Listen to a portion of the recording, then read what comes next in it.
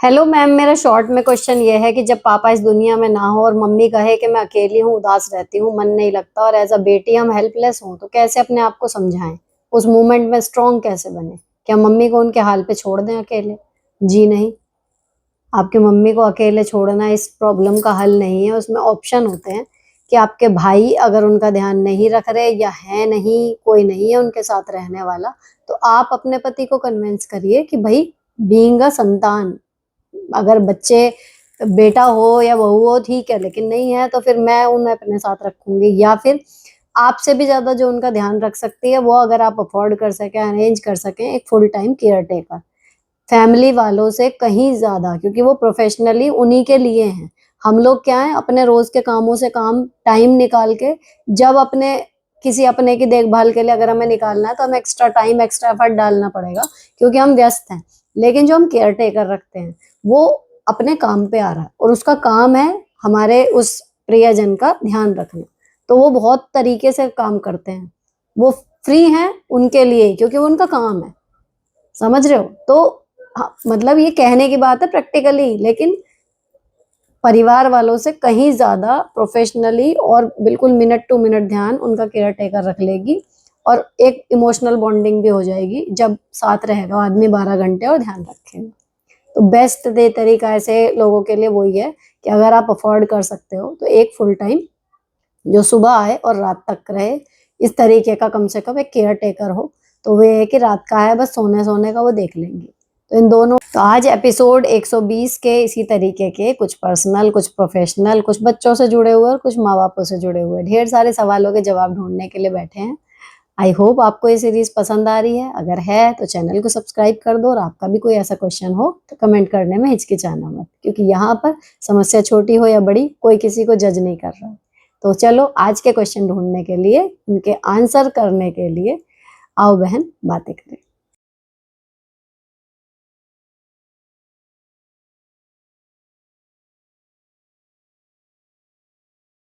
Hello Sunita ji, मुझे बहुत गुस्सा आता है, मैं अपना गुस्सा कैसे कंट्रोल करूं? Please suggest me. इस पर शायद 2 या 3 बार प्रॉपर बात हो चुकी है। गुस्सा इज लाइक डांस, ये मैंने सुना भी है और फील भी किया है। डांस आता है, लेकिन आप कहाँ कर रहे हो, कहाँ नहीं कर रहे हो, ये कम्प्लीटली आपकी चॉइस होती है। सेम इसी तरीके से गुस्सा सबको आता है, लेकिन हम दिखा रहे हैं या नहीं दिखा रहे, ये कम्प्लीटली हमारी चॉइस है। ठीक है? अब जब गुस्सा हम दिखा नहीं पाते, तो उसका जो हमारी बॉडी पे रिएक्शन आता है ना, कि सबकी अलग अलग रिएक्शन देती है बॉडी जब वो गुस्सा आ रहा है लेकिन वो दिखा नहीं पा रहे। ठीक है? उसको आप कंट्रोल कर सकते हो ध्यान से, मेडिटेशन से, अपना ध्यान दूसरी तरफ हटा के, उल्टी गिनती गिन के, अपनी किसी क्रिएटिव काम में लग के, जिस जगह पे खड़े हो वहां पर गुस्सा आ रहा तो उस जगह से बाहर जाके, ढेरों तरीके हैं उस टाइम अपने आप को काम डाउन करने के। लेकिन हमें गुस्सा करना है या नहीं करना, मैं हमेशा कहती हूँ कि ये कंप्लीटली हमारी इंटेंशन होती है। हम सोच समझ के गुस्सा करते हैं, ऐसा नहीं है। सिंपल सा एग्जाम्पल देखो, मैंने इसका कई बार यही दिया है कि आपके बच्चे आप पर निर्भर हैं, आपसे छोटे हैं, आपका रिश्ता है सम्मान का उनको, लेकिन आप इधर उधर का गुस्सा भी उन पे बिना सोचे समझे यूं ही उतार देंगे, एक बार भी नहीं सोचेंगे। लेकिन अगर आपका बॉस जो आपको सैलरी देता हो, या जिसका नाराज होना बॉस नहीं हो, किसी और तरीके से आपको बहुत नुकसान पहुंचा सकता हो, वो आपको सामने से गाली भी दे देगा ना, तब भी आप शायद 10 में से 9 बार चुप रह जाओगे। कभी एक बार आपका बांध टूटेगा, तब आप सोचोगे कि भाड़ में गया सब कुछ और मैं तो जवाब दे रहा हूँ। होता है ना ये। तो भाई गुस्सा, कह रहे हैं गुस्सा आता है, आने दो, लेकिन उसको रिएक्शन देना नहीं देना ये आपके ऊपर है। गुस्सा सबको आता है। मुझे तो आज तक एक ऐसा नहीं मिला कहता हुआ, सही बताऊं तो, जो ये कह रहा हो कि मुझे गुस्सा नहीं आता जल्दी। सब यही कहते हैं कि मेरे को गुस्सा बहुत आता है, लेकिन साथ में कोई ये जोड़ता है कि बस मैं कुछ कहता नहीं या मैं कुछ कहती नहीं। और दूसरा एक कहीं ना कहीं, जैसे आप कह रहे हो, वो थोड़ा कमजोर है दिमाग से, कि भाई आया गुस्सा और उन्होंने वो बस्ट आउट निकाल भी दिया, वो उसको हैंडल ही नहीं कर पा रहे, है ना? तो जब भी गुस्सा आए, अगर कंट्रोल नहीं हो रहा तो उस जगह से हट लो, उस सिचुएशन से तुरंत निकल जाओ, बिना कुछ कहे, बिना कुछ सुने। उस टाइम पे कोशिश करो कि एक भी शब्द आप ना निकालो, और फिर किसी क्रिएटिव काम में जुट जाओ, तो आपका ध्यान थोड़ी देर के लिए बट जाएगा। गुस्सा करना भी है, बात करनी भी है, तो कम से कम 1 डेढ़ 2 घंटे बाद उस चीज को दोबारा से सोचना कि क्या करना है। तो आप ज्यादा बेहतर तरीके से धीरे धीरे जब करोगे ना ये प्रैक्टिस, तो आपको अपना गुस्सा कंट्रोल होता नजर आएगा। नेक्स्ट, हेलो मैम, किसी ने मेरे को कुछ इससे बात बोल दिया, बट मेरे को वो बात बहुत चुभती है, मैं इसे क्या करूं? मेरे को वो भूल जाए, बट मैं जब ठीक उस इंसान से बात नहीं करूंगी, जब तक जिंदा हूं उस इंसान से बात नहीं करूंगी। तो बात खत्म कर दी ना आपने। अब आप उससे बात नहीं करेंगी तो अब उस बात को भूल जाओ जैसे उस इंसान को भूल चुकी हो, ठीक है? और नहीं भी भूलते तो इट्स ओके। अब आप उस इंसान से बात नहीं करेंगी, क्यों नहीं करेंगी? क्योंकि आपने वो बात याद रखी हुई है, उसने मुझे बहुत बुरा कहा था। तो वो बात नहीं भूल रहे, नहीं भूल रहे, लेकिन उस बात को सोच के अब दुखी होने का मतलब नहीं है। आपने उस पर एक रिएक्शन लेना था कि अब मैं इससे जिंदगी भर बात नहीं करूंगी। आपने ले लिया, बात खत्म हो गई। तो वो बात याद तो रहेगी भाई, मेमोरी है, ऐसा थोड़ी है कि मेमोरी में से इरेजर है कि मिटा दी। एक चीज है, याद हो गई, लेकिन अब उसको याद करके परेशान मेरे ख्याल से आपको नहीं होने की जरूरत है। आपको जो उस पर डिसीजन लेना था आप ले चुके। अब बल्कि उसको याद रखना इसलिए भी ठीक है, कल को अगर वो रिश्ता ऐसा है कि कल को आप पे उंगलियां उठने लगे कि देखो ये उनसे ही नहीं बात कर रही है, उनसे ही रिश्ता तोड़ दिया, आपको खट से याद आएगा कि यार ये बोला था इसने उसको, इसलिए नहीं मैं बात करती। तो कोई दिक्कत नहीं है उस बात को याद रखने में। बस उसे परेशान मत हो, उसे दोहराओ मत बार बार। लेट इट बी और अपनी लाइफ में मस्त हो जाओ। नेक्स्ट, दीदी रिप्लाई करने के लिए थैंक यू। डीप क्लीनिंग के लिए अपना शेड्यूल कैसे बनाएं? हाउसवाइफ रोज के ही काम हो पाते हैं, डीप क्लीनिंग नहीं हो रही। देखो, डीप क्लीनिंग का मैं तो वर्किंग हूँ, उसके बाद भी ये शेड्यूल रहता है कि आप, पहले मैं सोचती थी कि आधा घंटा एक जगह का निकालूं और उसमें उसकी डीप क्लीनिंग कर दूं, लेकिन आधे घंटे में डीप क्लीनिंग उस एक जगह की भी नहीं हो पाती। नहीं हो पाती का मतलब ये नहीं है कि अब हम छोड़ ही देंगे। अब उस एक जगह को भी, सपोज करो अभी मैं बेडरूम में बैठी हूँ, तो मैंने भी उसको भी श्रिंक करके किसी एक ड्रॉर, किसी दिन सिर्फ ड्रेसिंग, किसी दिन सिर्फ टीवी यूनिट, है ना, उसमें समेट दिया है। लेकिन बिल्कुल कुछ ना हो, उससे बढ़िया ये है कि आप किसी एक छोटे खाने की रोज करते रहो। कुछ दिनों में सही, हफ्ते भर में ना सही आपका घर बिल्कुल चमके, लेकिन महीने भर में काफी चीजें डिक्लटर हो जाएंगी, काफी चीजें साफ हो जाएंगी और आपको दिखेगा। फिर वही वाली बात जो डायरी में लिखी है कि 0 से 0.1 कुछ तो है। तो वो चीज है, डीप क्लीनिंग का शेड्यूल अगर नहीं बन रहा ना, बस ये सोच लो कि डेली के अगर आधा घंटा भी नहीं निकल रहा, 15 मिनट किसी भी एक कोने को पकड़ के जो गंदा हो रहा होगा उसको मुझे ठीक कर देना। अगर 15 मिनट में वो भी पूरा नहीं हुआ तो कोई बात नहीं, आधा तो होगा। अगले दिन फिर उसी को लेकर बैठ जाओ। तो ऐसे करते रहो, धीरे धीरे हो ही जाएगा कभी ना कभी घर साफ। नेक्स्ट, दी मेरी देवरानी को 2 बच्चे हैं, मुझे बताया भी नहीं, मेरे हस्बैंड को सब पता होती है। अब उन्होंने नामकरण में बुलाया है, मुझे जाऊं या नहीं? मेरे पास देवरानी का फोन आया और किसी और का नहीं आया। चले जाओ, ये चलता है यार। अगर हस्बैंड वाइफ हैं तो अक्सर हस्बैंड के पास ही फोन आते हैं, और चले जाओ। क्योंकि रुकोगी भी ना उतनी देर परेशान ही रहोगी, चली जाओगी, you will feel lighter. And technically देखो तो आप बिगर पर्सन नजर आओगी। चले जाओ। जिसका बच्चा है उसने तो फोन कर दिया ना आपको। नेक्स्ट, दीदी मेरा बेटा 2 साल का हो गया, वो बोलता नहीं है, कुछ खाता भी नहीं है। बोलेगा, कुछ बच्चे देर में बोलते हैं, इट्स ओके अगर नहीं बोलता ढंग से। बाकी खाने का ये है कि वैरायटी बदलते रहो, जस्ट कीप ट्राइंग। ट्राई और टेस्ट वाला वो चलता है, कुछ तो आएगा उसे पसंद, फिर उसी के आधार पे आगे की चीजें खिलाना शुरू करना उसे। दीदी मेरी फैमिली के लोग बहुत परेशान करते हैं, मम्मी बहुत खराब है, सबसे ज्यादा परेशान करती है, पापा है नहीं, अनमैरिड हूँ, मेरी सैलरी से घर चलता है और मेरी तबीयत बहुत खराब था। 6 हीमोग्लोबिन क्यों सब तो 6 हीमोग्लोबिन है और नहीं आ रहा समझ में। नेक्स्ट मैम, सुसाइड होगा, ये सुसाइड करने का मन करता है, अपने लिए क्या स्टैंड लो, आप सजेस्ट करो। देखो, अगर मैके में ये चीजें हो रही है ना, ये आगे लिखा भी, आप आंसर दो, आप मेरा आंसर क्यों नहीं देते? बहन, इतनी गंदी वाली गलतियां कर रखी हैं ना स्पेलिंग में कि मुझे 2 बार ये क्वेश्चन पढ़ना पड़ा है जब मैं शूट कर पा रही हूँ। शायद इसीलिए पहले के छूट गए होंगे, खैर अभी मुझे समझ में आया है। तो अगर आपके अनमेरिड टाइम पे ये स्थिति हो ना, तो बी पॉजिटिव, एक ऑप्शन है आपके पास शादी करके सिचुएशन से निकल जाने का। ठीक है, तो अभी जो कमा रहे हो कमाते रहो, बल्कि और जी लगा के कमाओ, पैसे जोड़ो। ठीक है, अपना घर जो कह रहे हो ना कि चल रहा है, उसी से चल रहा है। कम से कम पैसों में घर चलाने की कोशिश करो, ज्यादा से ज्यादा सेविंग करने की कोशिश करो। और ये जो मैट्रिमोनियल साइट्स होती हैं, ये होती हैं इस तरीके की साइट्स के थ्रू अपने लिए एक लाइफ पार्टनर ढूंढने की तरफ भी प्रयासरत रहो। अपने लुक्स मेंटेन रखो, ताकि किसी अच्छे घर में अच्छे लड़के से नॉर्मली जैसे शादियां होती हैं वैसे हो जाएं। कोई कुछ भी कहे, गुण ये वो, शक्ल मेंटेन करके रखनी चाहिए। लुक्स मैटर, है ना। किसी ढंग की जगह शादी हो जाएगी समझदार से किसी लड़के से, तो आपका ये समझ लो ये पैक यहाँ पर खत्म हो जाएगा, दूसरा शुरू हो जाएगा लाइफ का phase, and you will be out. फिलहाल एक टाइम है, ये समझ के काट लो। नेक्स्ट, नमस्ते दी, प्लीज रिप्लाई। शादी के बाद जल्दी बच्चे नहीं हो रहे हो तो लोगों के तानों से कैसे बचेंगे, परेशान नहीं हो, अकेलापन और खालीपन कैसे भरे जब हमें बच्चे की जरूरत हो। इस वीडियो के कैप डिस्क्रिप्शन में आप देखना मेरा इनफर्टिलिटी वाला व्लॉग, क्योंकि ये प्रॉब्लम लगभग हर एपिसोड में एक आती है, इसलिए मैंने उसको परमानेंटली पिन करके रखा है। डिस्क्रिप्शन में देखना, उस व्लॉग वीडियो को पूरा सुनना, आपको आपका जवाब मिल जाएगा। नेक्स्ट, ज्यादातर आपका ऑडियंस इंस्टाग्राम पे नहीं होगा, मुझे भी इंस्टाग्राम में कुछ समझ नहीं आता, मैं भी इसलिए इंस्टाग्राम पे आपके फॉलोवर बढ़ते नहीं होंगे।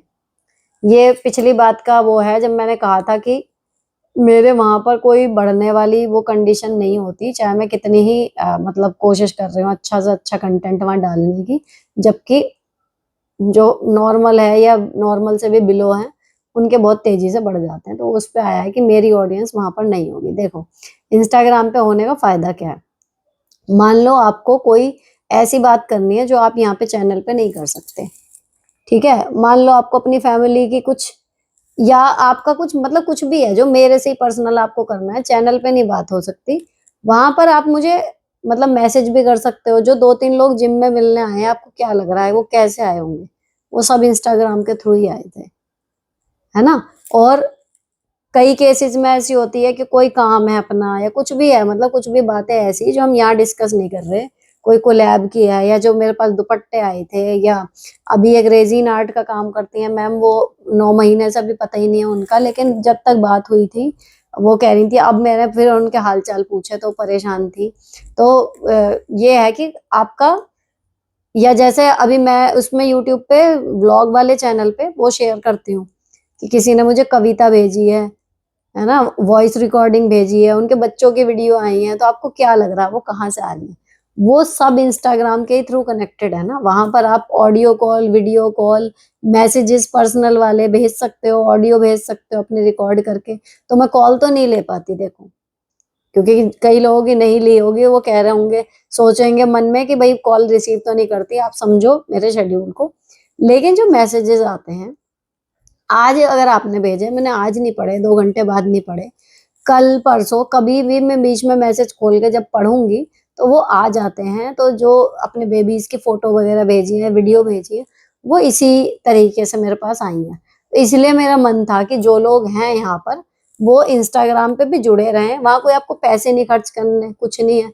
जस्ट एक ये है कि यहाँ पर जो चीजें पॉसिबल नहीं है यूट्यूब पे, वो भी वहां पर पॉसिबल है ना। तो ये एक चीज है, इसलिए मुझे, मैंने वहां पर, वरना मैं भी इंस्टाग्राम पे क्या ही कर रही हूँ, बात तो वो है ना। 10-11 11 हजार फॉलोवर अब हैं, तो उन 11 हजार से कोई ऐसी बड़ी वो नहीं होने वाला कि बहुत बड़ा फायदा होने वाला मेरा या कुछ और है। लेकिन मैं उसमें अलग से अकाउंट बना के इंस्टाग्राम पे इसीलिए हूँ, ताकि जो यहाँ के ऑडियंस है उससे मैं अलग तरीके से अगर कनेक्ट करना चाहूँ तो वहां पर एक जरिया है। ठीक है, तो यहाँ पर लिव लाइफ इजी के नाम से फ्लैश हो रहा होगा मेरा जो इंस्टाग्राम चैनल है। अगर अभी तक भी आप नहीं जुड़े हो तो इंस्टाग्राम पे वहां जुड़ जाओ, ताकि इन फ्यूचर कभी हम लाइव बात करें, है ना। तो उसमें क्या होता है, अगर मैं यहाँ पे यूट्यूब पे लाइव करूंगी ना, मैं आपको दिखाई दूंगी, आप लोग मुझे नहीं दिखाई दोगे, लेकिन वहां पर आप भी मुझे दिख सकते हो। तो वो चीज थी, इसीलिए मैंने उस पर काम करके थोड़ा सा उसको स्टेब्लिश सा किया था। ठीक है, तो आप अगर अभी तक नहीं जुड़े हो तो जुड़ जाना। और समझ में आने वाली वहां कोई ऐसी बात नहीं है, नॉर्मली है जैसे होती है एफबी, व्हाट्सएप, इसी तरीके का है। जस्ट अपनी प्रोफाइल बनाओ एंड फॉलो कर लो अपने फेवरेट कंटेंट क्रिएटर को, बस। नेक्स्ट दी, मेरी एक फ्रेंड है, 15 साल से डिवोर्स्ड है, 13 साल की बेटी है, एक 5 साल अफेयर चला था उसका, फिर ब्रेकअप हो गया। अब वो लास्ट 1 ईयर से एक मैरिड मैन के साथ रिलेशन में है। उस लड़के से एक 10 साल का बेटा भी है। उसने मेरी फ्रेंड को पूरी तरह मैनिपुलेट कर लिया है। अपने घर में जाकर भी वो लड़का मेरे फ्रेंड से ही मोबाइल पर कनेक्टेड रहता है। बट मुझे फिशी लग रहा है, दोनों कोई फ्यूचर भी नहीं सोच रहे साथ में, but just like friend for benefits. मुझे मेरी फ्रेंड के लिए डर लगता है, कुछ बोलती हूँ तो कहती है कि तुम जज कर रही हो एंड रोने लगती है, क्या करूं? आपकी चिंता बिल्कुल जायज है, फिशी सुनने में मुझे भी लग रहा है।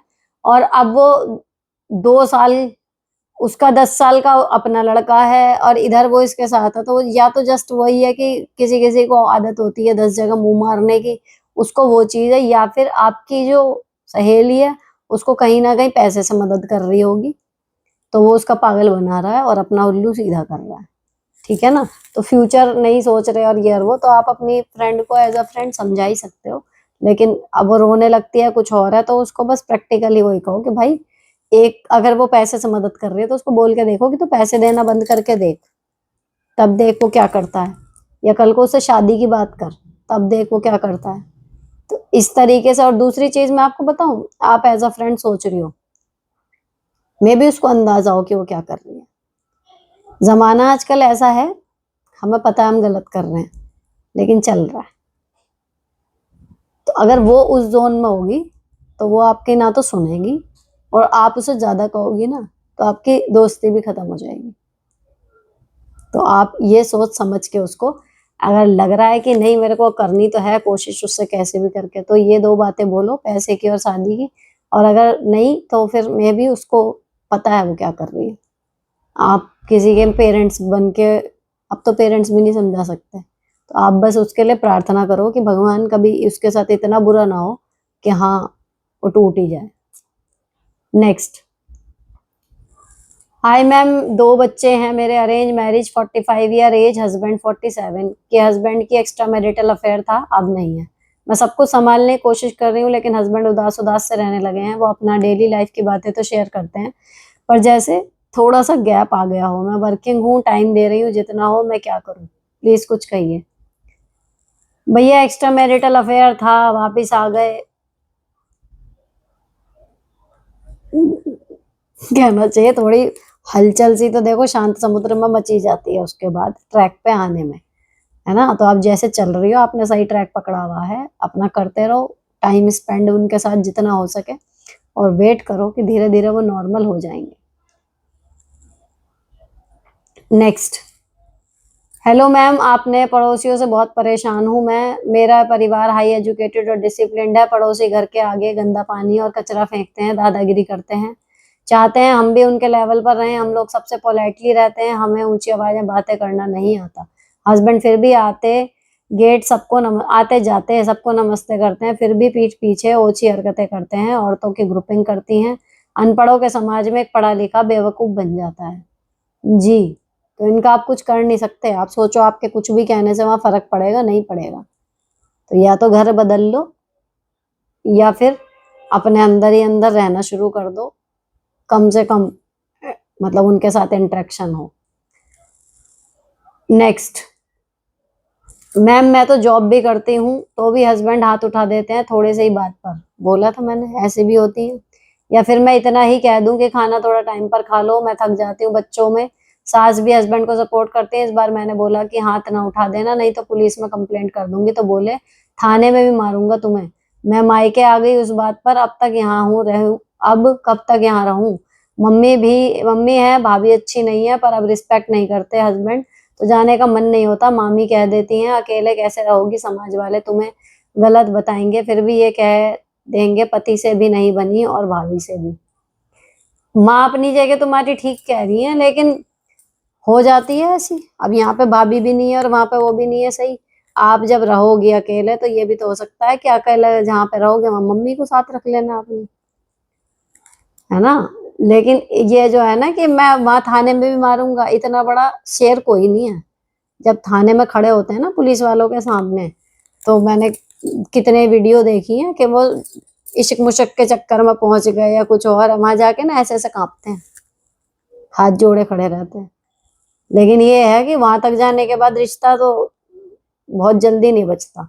तो आपका यही है, अगर वहां से अब नहीं है मन की वहां नहीं जाना है वापस, तो ये कोई मजबूरी नहीं है कि यहाँ, लेकिन जितना हो सके, भाई मान लो भाभी है, उसकी जगह दौरानी जेठानी होती, आप मैके में ही रह के अपना खाना बनाना अलग कर सकते हो, ये कर लो, बजाय बिल्कुल अलग घर लेके रहने के। वो सच में आज के जमाने में रिस्की है, लेकिन आप किचन अलग कर सकते हो अपना, वहां पे रहना सहना उसी मकान में रखो। तो ये है कि भाभी से कम ना उसको खर्चे की होगी, अपना कमाओ अपना खाओ, ठीक है ना।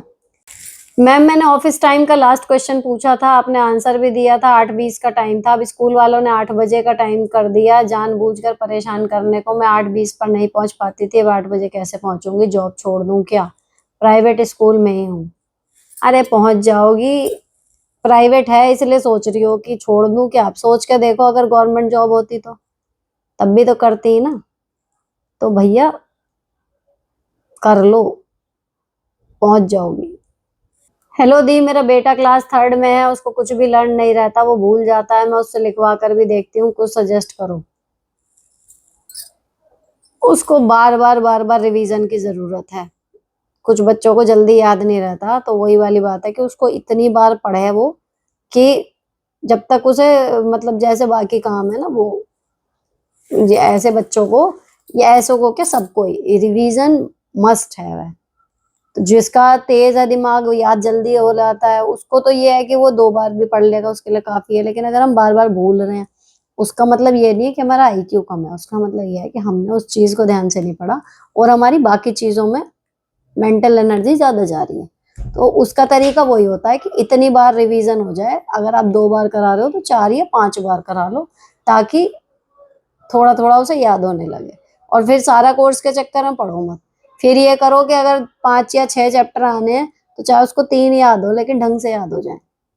हेलो दी, मैं गवर्नमेंट एम्प्लॉय हूँ और दिल्ली में रहती हूँ। मेरी जॉब 9 से 5:30 तक है। मुझे मॉर्निंग में 7:30 बजे निकलना होता है और शाम को 7 बजे आती हूँ। मेरे 2 बच्चे हैं, मेरा मन नहीं है अब जॉब करने का। मुझे अपने बच्चों पर फोकस करना है, बट हो नहीं पा रहा। क्या मैं कुछ टाइम के लिए जॉब से छुट्टी ले लूँ? मैं अपने बच्चों को देख नहीं पा रही हूँ, साथ ही हेल्थ ठीक नहीं रहती मेरी। क्या करूँ समझ नहीं आ रहा। मेरे हस्बैंड की भी गवर्नमेंट जॉब है, उनको बोलती हूँ तो बोल देते हैं कि छोड़ दे जॉब। और कभी मन करता है कि छोड़ दूं जॉब, बट घर माँ मन नहीं लगता मेरा ज्यादा। पूरी जॉब छोड़ने की बजाय सिंपल है, थोड़ी सी छुट्टी लेके देख लो। अगर लगे चीजें ठीक हो गई हैं तो काम कर जाएंगी, तो फिर पूरी भी छोड़ सकते हो, लेकिन पता चल जाएगा। पूरी एकदम मत छोड़ो, कुछ दिन की छुट्टी लेके ट्राई करो कि क्या होता है। पिछली बार एक क्वेश्चन आया था कि उनकी बेटी का सरनेम उन्होंने नहीं लिखवाया, कोई प्रॉब्लम तो नहीं होगी? तो मैंने बोला था कि सारे कागजों में नाम एक सा होना चाहिए। मेरे को तो नहीं लगता कोई प्रॉब्लम होगी। लेकिन उस पर 2 कमेंट आए हैं कि अगर कहीं विदेश यात्रा में या कहीं और कुछ करना हो, तो उसमें सरनेम की जगह होती है, तो या तो खाली डॉट लिखना पड़ता है या कुछ और, तो आगे जाके कुछ कॉम्प्लिकेशन ना हो। इससे अच्छा ये है कि आप शुरू से, अभी स्कूल में है बच्चा, तो उसका सरनेम जो भी है वो अभी से मेंटेन करके चलें, और फिर उसके सारे डॉक्यूमेंट में वही रखें। तो ये 2 लोगों ने सलाह दी है। आई होप अगर जिन्होंने क्वेश्चन था उन्होंने पढ़ लिया हो तो ठीक है, नहीं तो मैंने बता दिया। ठीक है, नेक्स्ट। दी, हस्बैंड और मेरी थिंकिंग मैच नहीं होती, लड़ाई हो जाती है, फिर हस्बैंड बात नहीं करते कई दिन। उनकी गलती होती है तो भी मुझे ही करनी पड़ती है बात। इसके ऊपर मैंने बात करा था कि अगर गलती हमारी हो या हस्बैंड की हो, अगर सुलह हमें ही करनी है, बात हमें ही करनी है, तो फिर इस चीज को अपने फायदे के लिए या अपने कहना संतुष्टिकरण के लिए इस तरीके से यूज करो कि झगड़ा हो गया किसी बात पे, ठीक है, गलती हमारी थी या उनकी थी वो भी ठीक है, अब हमें पता है बात हमें शुरू करनी है, तो हम अपने तरीके से अपनी मर्जी से करेंगे। जब बीइंग अ मैन वो बात भूल चुके होंगे, है ना, अब वो बिल्कुल सेट है कि हम बोलें और वो आराम से हमें, मतलब नॉर्मल हो जाए। अब हम बोलेंगे नहीं, हम तब बोलेंगे जब उनको भी ये एहसास हो जाएगा कि हाँ मैं बात करना चाह रहा हूँ और ये बात नहीं करनी। ठीक है, तो फिर उसमें यह है कि हाँ अगर मुझे ही ठीक करना है तो मैं अपने तरीके से अपने समय पे करूंगी जब मेरा मन करेगा। कुछ दिन तो उन्हें भी पता चले उस फीलिंग का कि हम बात करना चाह रहे हैं और वो नहीं कर रहा सामने वाला, तो कैसा लगता है। उसके बाद जाओ। एक तो कम मेहनत करनी पड़ेगी उन्हें मनाने में, सॉरी वॉरी कम बोलना पड़ेगा, कुछ ज्यादा एफर्ट ही नहीं करने पड़ेंगे। आप थोड़ा सा ही बोलोगे, वो एकदम तैयार होंगे कि हाँ भाई बात करने लगी, फायदा हो जाएगा आपका। नेक्स्ट, मेरी बेटी रिलेटिव के साथ रहती है एजुकेशन के लिए, पर जैसे ही वो वहां गई थोड़े दिन के बाद सबका रवैया चेंज होने लगा। अब पढ़ाई भी नहीं छोड़ सकते, क्या करें प्लीज बताएं। उसको वहां पे पीजी दिलवा दो कहीं, मत रखो रिलेटिव के यहाँ, और अगर आप जा सकती हो साथ के लिए आप चली जाओ। नेक्स्ट, दी मैं बहुत परेशान हूँ, ससुराल में जेठानी और मैं पहले ससुर का खाना सुबह शाम करते थे, एक एक टाइम देते थे, लेकिन जेठानी ने कलेश किया तो एक महीने मैं करूंगी, दूसरे महीने तुम करोगी, जबकि सबको पता है कि मेरी बेटी 3 मंथ की और दूसरी 6 साल की है। ससुर भी उनके कहने पर मुझे प्रेशर डाला कि ऐसा ही कर, इस मंथ में कर रही हूँ। बेटी भी बहुत तंग करती है, बताओ ससुराल वालों ने मेरे साथ गलत किया या नहीं। किसी का कोई सपोर्ट भी नहीं है, बच्चा संभालने में क्या करूं दी बताओ प्लीज। क्या मुझे इस बात का विरोध करना चाहिए कलेश करके, जैसे जेठानी करती है बार बार? नहीं, आप ये सोचो ना, अभी 1 महीना आपको पूरा करना पड़ रहा है, आपको मुश्किल लग रही है, लेकिन अगले महीने आप बिल्कुल फ्री भी तो रहोगे। It's okay. हालांकि पहले वाली ज्यादा व्यवस्था ठीक थी, लेकिन बुरी ये भी नहीं है। अब हो गया तो हो गया, कलेश डाल के अपने लिए और चैलेंजेस मत खड़े करो। नेक्स्ट, हेलो दी, बेटा 8th स्टैंडर्ड में पढ़ता है, 7th तक मैं देख लेती थी बट अब नहीं करवा सकती, पढ़ाई में वीक हो गया है, अभी मुझे क्या करना चाहिए प्लीज। और मुझे ही देखना है मेरे बच्चे को, मेरे हस्बैंड तो आर्मी में है, औरतें बच्चा भी चेंज हो गया है, कुछ थोड़ा थोड़ा आप बताओ, 13 ईयर में आके बच्चे चेंज हो जाते हैं क्या थोड़े से? जी थोड़े से नहीं, बहुत। और उसकी पढ़ाई के लिए लगाओ उसका ट्यूशन, जो अच्छे से अच्छा टीचर आपकी नजर में आए उससे लगाओ, या फिर जो इसकी क्लास में अच्छे परफॉर्म कर रहे हैं बच्चे, वो जहाँ पढ़ रहे हो वहां पे, है ना। और उससे नॉर्मल अपना बातचीत करते रहो बच्चे से, बातचीत बंद मत करना, ताकि चेंज तो वो होगा, लेकिन आपको समझ में आएगा कि कब और कितना और कहाँ कहाँ बदल रहा। नेक्स्ट, हेलो दीदी, मेरे ससुर मेरे हस्बैंड की फ्रस्ट्रेशन मुझ पे उतार के लड़ाई कर चुके और बोलते हैं तू बुरी है, मुझे क्या करना चाहिए?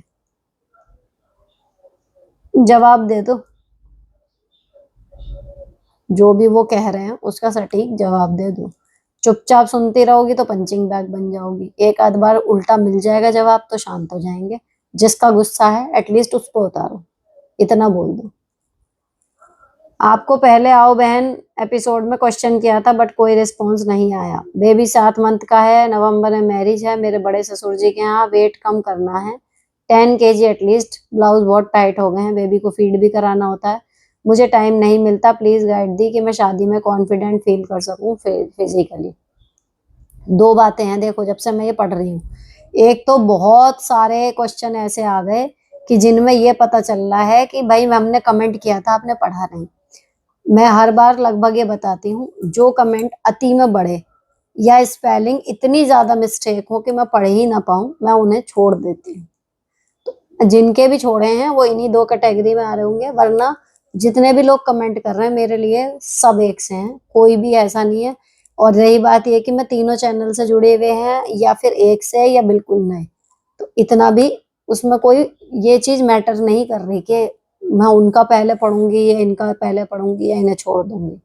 सिंपल सा एक क्राइटेरिया है, बहुत लंबा क्वेश्चन होगा या बहुत ज्यादा स्पेलिंग मिस्टेक होंगी उसको, या एक ही आदमी बार बार सेम क्वेश्चन पूछता जा रहा है और मुझे पता है कि मैं उसका जवाब दे चुकी हूँ, उसको भी मैं अब छोड़ रही हूँ, क्योंकि ऐसे भी हो रहे हैं 2-3 बार कि वो अपना आंसर देख ही नहीं रहे, अगेन क्वेश्चन कर दिया, ऐसा भी हो रहा है ना। तो ये तो हुई नहीं आंसर देने की बात, ठीक, तो इन दोनों चीजों को आप ध्यान देना, मैं यहाँ बैठी आंसर देने के लिए हूँ, सिंपल सी एक लाइन ये है। अब जो आ रही है वेट लॉस करने की, एटलीस्ट 10 kg, देखो इतने छोटे बच्चे के साथ जिसको आप फीड करा रहे हो और एक प्रेशर लेके आप लोग है ना कि मुझे शादी में वेट कम करना ही करना है, मुझे नहीं लगता कि ये कोई जरूरी है। शादी में आपको 5 जोड़ी कपड़े पहनने हैं, मैं कह रही हूँ बहुत, अगर आपको हर फंक्शन में भी अलग है, उन 5 ब्लाउजेस को, उन 5 ड्रेसेस को अगर पुरानी ही पहन रही हो, लूज करवा लो, वो ज्यादा आसान और फुल प्रूफ तरीका है कि वो हो ही जाएगा। वेट आप कितनी भी कोशिश करोगे, एक तो प्रेशर दिमाग में रहेगा, एक तय समय सीमा में कि मुझे करना ही है करना ही है, ऐसे नहीं होता, कई बार नहीं होता, है ना। दूध पिला रही हो, डाइट में भी आप इतनी ये नहीं है कि कोताही कर दोगी, बच्चे को न्यूट्रिशन कैसे पहुंचेगा फिर। तो ठीक है, एक फेज है, अभी हमारा छोटा बच्चा है जो दूध पी रहा है तो उस हिसाब से वजन बढ़ता है। इन फोटोज में खूब तैयार हो अच्छे से, अपने साइज के कपड़े सिलवाओ, उनको पहनो, फ्लॉन्ट करो और फिर वजन घटाने की तरफ कोशिश करते रहना उसके बाद, ताकि बिफोर एंड आफ्टर की एक अच्छी सी पिक्स भी आपकी हो जाए। इतना प्रेशर मैंने पहले भी यही बोला था, नहीं लो। अगेन यही क्वेश्चन आया है और यही हुआ होगा शायद जो कह रहे हो कि मैंने पढ़ा नहीं, पढ़ लिया था मैंने तब भी। दी नमस्ते। मेरी सास और ससुर ने मुझे बहुत परेशान किया है, काम भी बहुत ज्यादा करना पड़ा, लेकिन ताने भी सहने पड़े, हमेशा डरा डरा के रखा जैसे मैं बहुत परेशान हूँ, कई बार पैनिक अटैक भी आए। मेरे हस्बैंड ने उन लोगों को कभी नहीं रोका, मैंने हिम्मत बढ़कर बोलना शुरू किया तो मेरे घर वालों को गाली दिया जो मेरे मैके से आए। उससे मेरी शिकायत, अब देवर की शादी हुई है लेकिन देवरानी को कुछ भी नहीं बोलते, उसका टाइम तो हाउस हेल्पर भी लगवा दिए। मेरी शादी को 15 साल हो गए, देवर की अब हुई है। ये सब देखकर मुझे बहुत तकलीफ हो रही है, खुद को कैसे संभालूं, कैसे समझाऊं, प्लीज बताएं। देखो, जो पास्ट में हो चुका उसको आप बदल नहीं सकते, लेकिन बात वही है कि अब कोई कुछ कहे तो बिल्कुल भी लेने की जरूरत नहीं है। सिंपल, घर वालों को गाली दें, डबल ट्रिपल जवाब दो उस चीज का, और कहें तो बस सीधे आपके पास अब वो है, अब क्योंकि वो टेक्निकली गलती कर चुके, किसी की भी अब जितनी सुन ली, आगे सुनने की जरूरत नहीं है, कहने का मतलब ये। और जब मुंह भर भर के 2-4 बार बकल होगी ना खूब, तो अंदर से भड़ास निकल जाएगी और फ्रस्ट्रेशन खत्म हो जाएगी। Next, thank you the reply करने के लिए, आपने मेरे दोनों क्वेश्चन में आंसर किया। मेरे पास बहुत सी बातें शेयर करने के लिए, पॉइंट टू पॉइंट आपके साथ शेयर करना चाहती हूँ। बहुत डिप्रेशन में रहने लगी हूँ, ओवर थिंकिंग कर करके अकेली आपके साथ शेयर करके मन बहुत हल्का हुआ। अब लग रहा है कि मैं इन चीजों से निकल सकती हूँ आपकी हेल्प से। चलो बढ़िया। मेरी शादी को 4 साल हो गए, 1.5 साल का बेबी है। जैसे मैंने पहले बताया, हस्बैंड दिल्ली रहते हैं, हम लोग डिस्टेंस में हैं तो काफी प्रॉब्लम होती है। बस आप मेरा कमेंट रीड करना, मुझे बहुत स्पेशल फील होगा।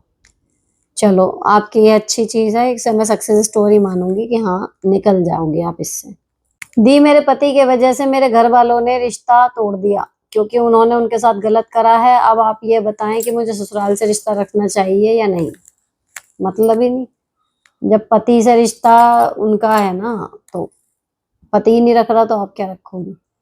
हाय दी, मेरी शादी को 14 साल हो गए, 10 साल का मेरा बेटा है। मेरे बेटे की डिलीवरी के टाइम पे कॉम्प्लिकेशन और डिलीवरी के बाद ससुराल वालों की तरफ से अच्छी केयर नहीं हुई। जब से मेरी बॉडी में बहुत प्रॉब्लम हो गई है, मैं घर के काम धीरे धीरे कर पाती हूँ। मेरे हस्बैंड मुझे घर की छोटी छोटी बातों पर टोकते हैं, एकदम एक्टिव वाइफ की एक्सपेक्टेशन करते हैं। उन्हें देखकर मेरा बेटा भी उन्हीं की तरह सुनाता है, कहता है कि आप सुनने के काम करती हूँ।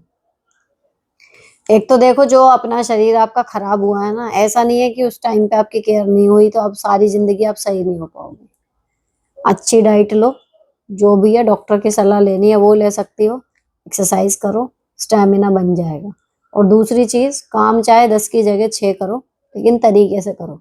जो आपका लड़का कह रहा है ना कि आप डांट सुनने की काम करती हो, एक बार रिकॉल कर लो, क्योंकि पति का समझ में आता है कि पहले से पका पकाया है, हम कितना भी अच्छा कर रहे हैं जी, कह रहा है। होते हैं ऐसे पति, लेकिन ऐसे बच्चे नहीं होते।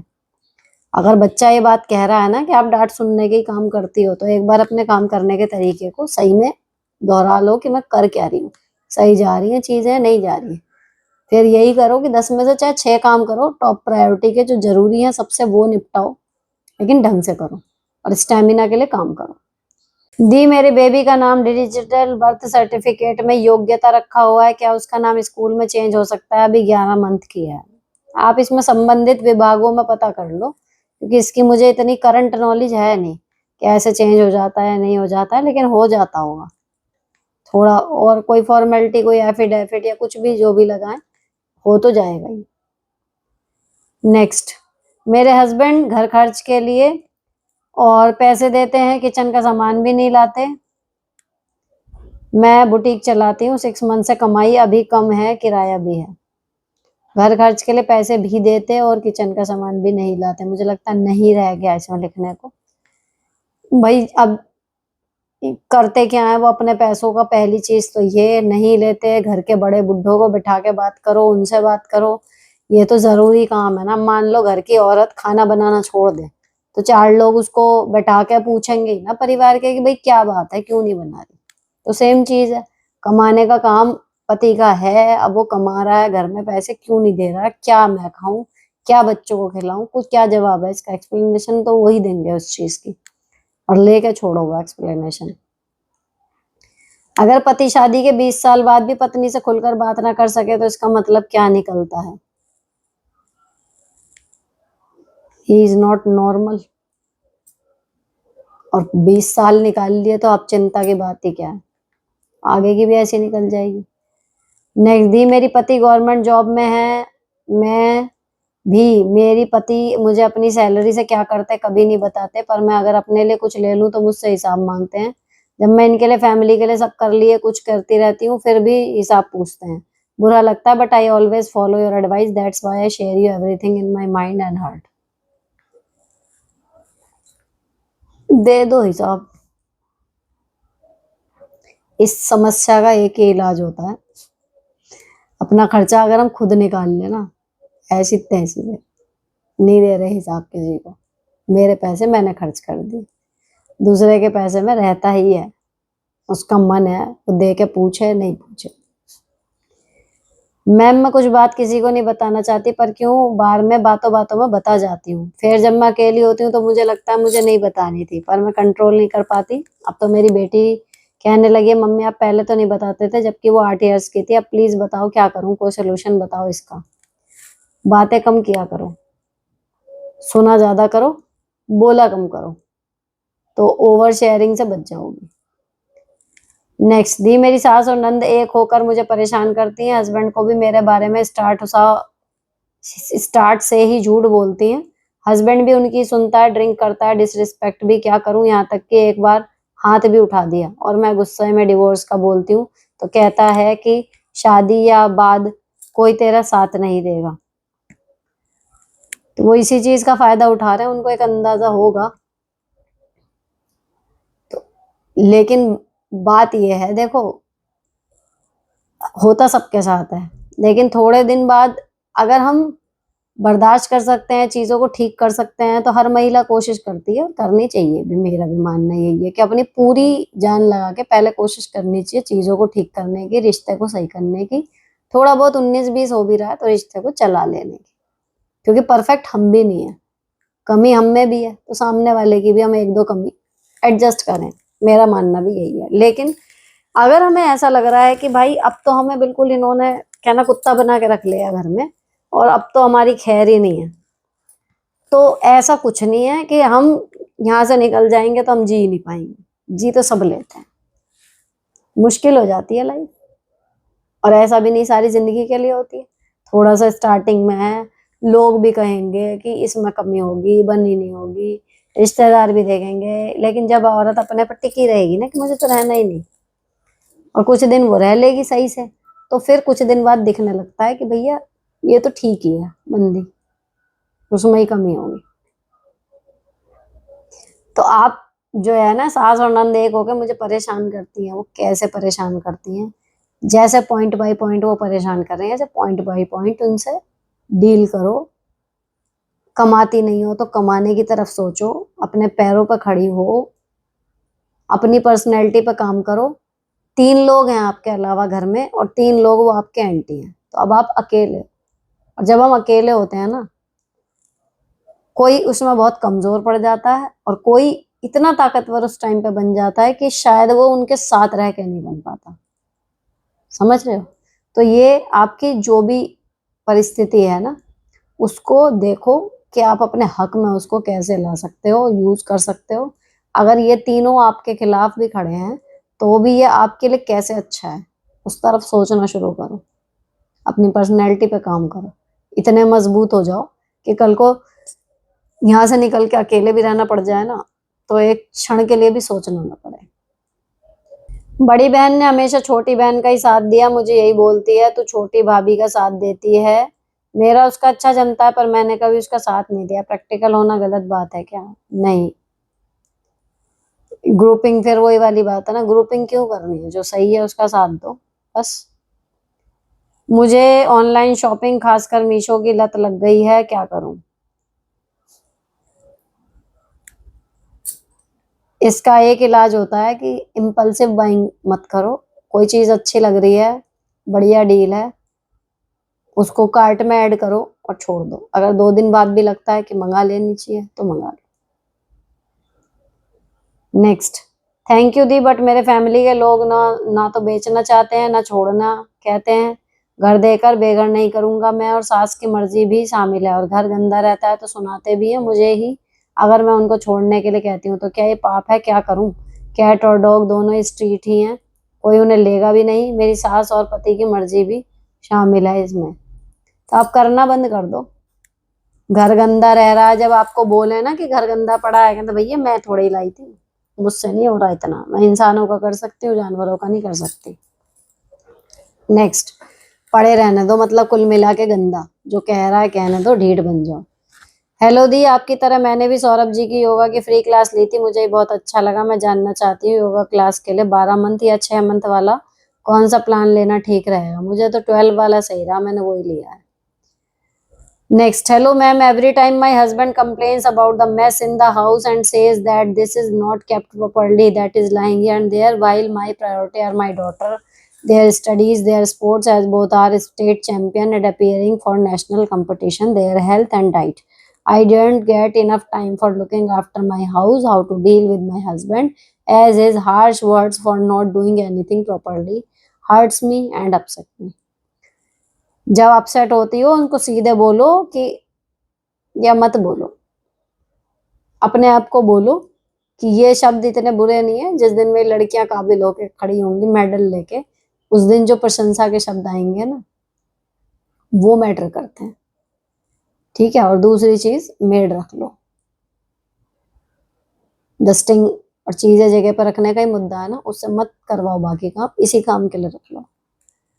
नेक्स्ट, हेलो मैम, अगर गवर्नमेंट जॉब छोड़ने का मन हो क्योंकि एनवायरनमेंट आपके अगेंस्ट हो तो क्या करना चाहिए? पैसा भी चाहिए, शांति भी। यही बात है, नहीं छोड़ोगे, ना समझदारी है। उससे बेटर कोई ऑप्शन है जॉब का आपके हाथ में, गवर्नमेंट का ही, तो बात अलग है। नहीं तो गवर्नमेंट जॉब छोड़ना, क्या समझदारी? प्लीज रिप्लाई कि इन लॉज को इग्नोर करने के लिए क्या मन में सोचें, सम टिप्स। ये सोचो कि यहाँ पर कहने को सब अपने हैं, लेकिन सच में अपना कोई नहीं। यहाँ आप अकेली आई हो अपने मैके से, और अब आपकी लाइफ जो है वो आपको किस दिशा में ले जानी है, ये बहुत हद तक निर्भर करेगा आपके पति कैसे हैं। अगर वो अच्छे हैं तो इन फ्यूचर जो आप अपने आप को वो एक फैमिली मान के चलोगे, वो आप, आपके पति और आपकी संतानें वो बनेंगी। लेकिन सास ससुर पार्ट ऑफ द फैमिली है, पार्ट ऑफ द लाइफ है, हमारी जिम्मेदारी है। तो बात वही है कि भाई ठीक है, एक काम समझ के उनको करना है। अब वो कैसे हैं कैसे नहीं है, वहां पे आपकी किस्मत साथ कितना देती है वो भी बात है। लेकिन उनको इग्नोर करने का सिंपल, उनको क्या, किसी को भी इग्नोर करने का सिंपल सा वो है, अगर हमें वहां से ध्यान हटाना है तो यहाँ लगाना होगा। अपने अंदर बिजी होना सीखो, अपनी पर्सनैलिटी पे काम करना सीखो, जो नहीं आता उसको सीखना सीखो। कुछ नया करती रहोगी, दिमाग से व्यस्त रहोगी, खाली शरीर से नहीं, तो सास ससुर के आप किसी को भी इग्नोर कर सकती हो। क्योंकि ऐसा नहीं है कि दुनिया में सास ससुर ही हैं एक जिनसे हमें परेशानी हो सकती है या जिन्हें हमें इग्नोर करना पड़ेगा। आप स्टाफ में भी समस्या आ सकती है, आपकी नंद हो सकती है, आपकी देवरानी जेठानी हो सकती है, कई केसेस में तो आपके पति तक होते हैं। तो किसी को भी इग्नोर करने का सिंपल तरीका है कि अपने ऊपर ध्यान लगाओ, अपने आप में बिजी रहना सीखो एक्चुअली, तो आप कर जाओगे। दी, मैं भी एक टीचर हूँ, मेरे स्कूल में 6 लेडीज टीचर हैं, बट हर चीज मुझसे ही कहते हैं, पीरियड लेने के लिए भी, और लोग स्कूल भी नहीं आते। मैम प्लीज जवाब दें। आप काबिल लगती होंगी इसीलिए, और दूसरे तो कहता है उसे ही कहा जाता है, तो वो है। अगर आपसे नहीं हो रहा तो आप भी सीधे मना कर सकते हो, उदाहरण देके उनका, कि भाई वो लोग भी तो हैं, वहां क्यों नहीं कर रहे तुम। नेक्स्ट, दी, दिल हर जगह भागता है। कई बार ये होता है बिजनेस कर लूं, कई बार ये होता है सिलाई कर लूं, कई बार ये कि जॉब कर लूं, कई बार होता है एफिलिएट मार्केटिंग कर लूं, यूट्यूब चैनल है पर उस पर फोकस नहीं हो पा रहा। कोई भी चीज थोड़े दिन करने के बाद दिल उठ जाता है। अब मन बना लिया है यूट्यूब ही करना है, क्या करूं? जल्दी से रिप्लाई देना। जब इसमें आपको अपने अंदर का खुद नहीं समझ में आ रहा, तो मैं बाहर से आपको क्या कहूंगी कि ये कर लो। आप किस चीज में सबसे अच्छे हो ये तो आपको पता होगा ना, या जो आपके साथ टाइम बिताता होगा, आपको पर्सनली जानता होगा, वो आपको बता सकता है कि तेरा टैलेंट ये है। जैसे फॉर एग्जाम्पल यूट्यूब पे मेरा जस्टिफाई वाला चैनल था जिस पर मैं फैशन और ब्यूटी वाली वीडियो डालती थी, DIY कपड़ों के ये सब, है ना। मुझे लगता था कि मेरा टैलेंट वो है कि मैं पुराने कपड़ों से इतने अच्छे अच्छे चीजें बना सकती हूँ, ड्रेस बना सकती हूँ। तो मेरे को लगता था कि मेरा टैलेंट वो है।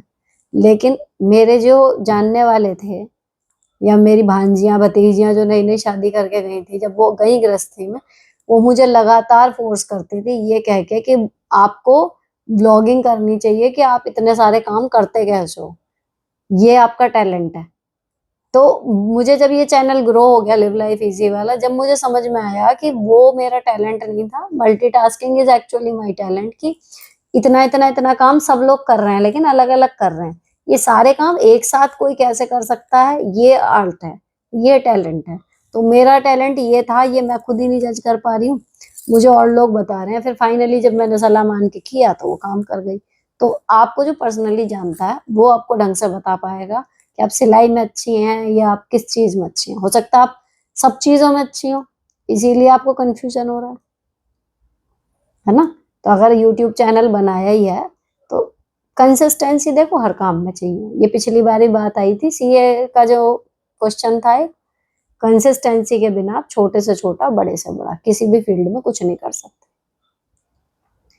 हाय मैम, मेरी जेठानी मुझे कॉपी बहुत करती है और मेरी ही कॉपी करके खुद को मुझसे ज्यादा स्मार्ट और सुपीरियर साबित करने में लगी रहती है। क्या करूं, कैसे डील करूं ऐसे लोगों को जो नकल करने में ही लगे रहे हमारी। ये मेरा फेवरेट क्वेश्चन है और मेरी लाइफ में भसड़ मचाई हुई थी इस क्वेश्चन ने।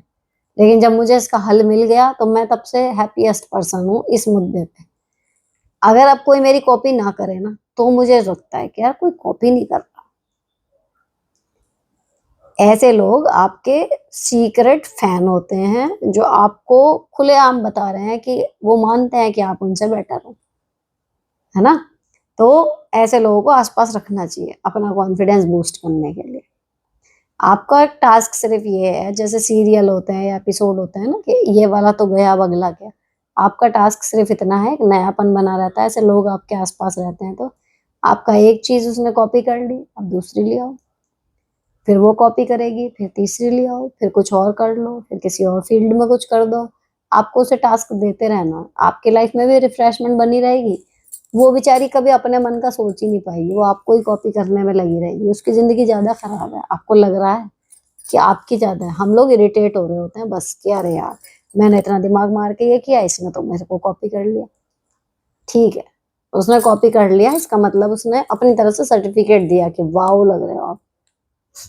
तो अब आपको अगला प्रोजेक्ट अपना शुरू करना है, बस मजे लो ऐसे लोगों के।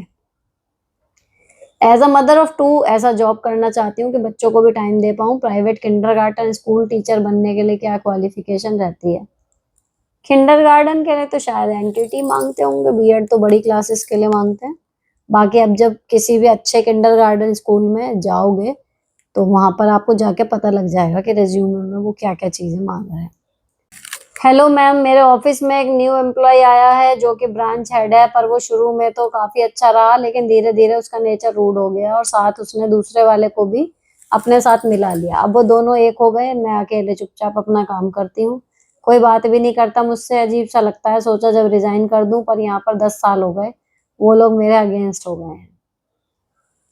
अभी रिजाइन मत करो, लेकिन ऐसे माहौल में काम करना थोड़ा मुश्किल हो जाता है, और थोड़ा क्या कई बार बहुत ज्यादा मुश्किल हो जाता है। और कर सकती हो तो दूसरी जॉब के लिए सर्च शुरू कर दो, है ना। या फिर अगर उन लोगों के साथ किसी तरीके से टर्म्स ठीक हो सकते हैं थोड़ी सी आपकी पहल करने से, तो वो कर लो, वो ज्यादा बेटर हो जाएगा। नेक्स्ट, मेरी छोटी बेटी 2 साल की है, मुझे बहुत परेशानी है, प्लीज आंसर जरूर देना। मेरे फादर इन लॉ मेरी डॉटर्स को रोज रोज पैकेट खाने को देते हैं।